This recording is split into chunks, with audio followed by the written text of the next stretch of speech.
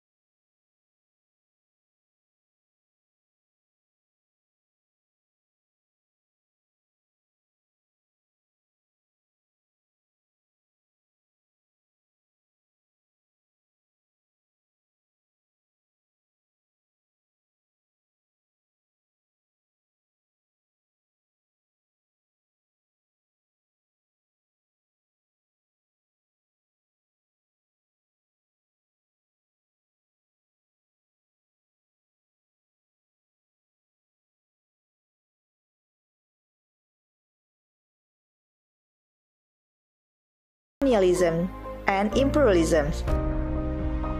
It claims that colonialism and imperialism should be dismissed in order to create a just and peaceful world.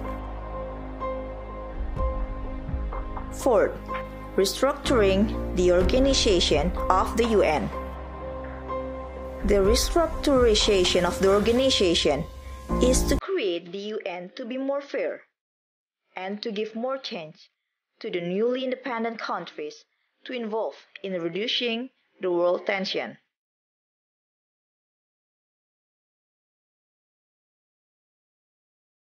Fifth, world peace.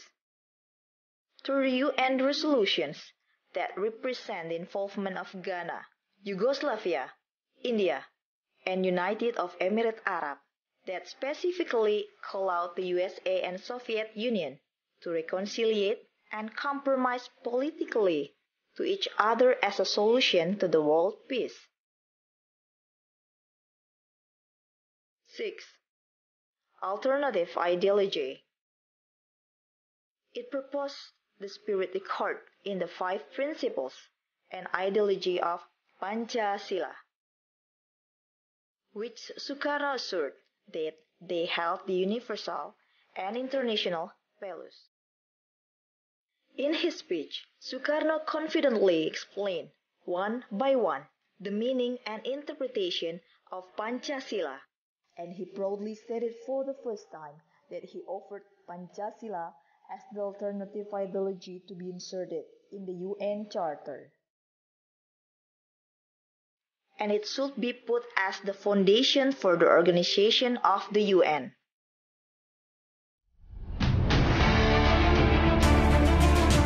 The archives preserve essential historical values. The contents give information on the efforts of creating the world peace. At the same time, the international world becomes more aware on the values of Pancasila. The speech stunned the prominent figures in the world.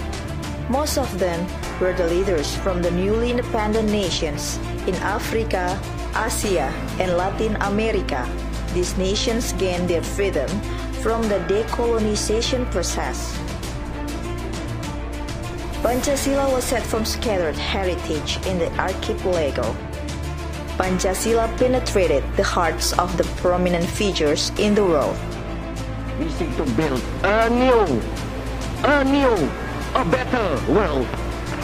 Therefore, we nominate Sukarno's speech to be the world documentary heritage for their essential roles as the source of information on the perspectives and ideas coming from the national figure.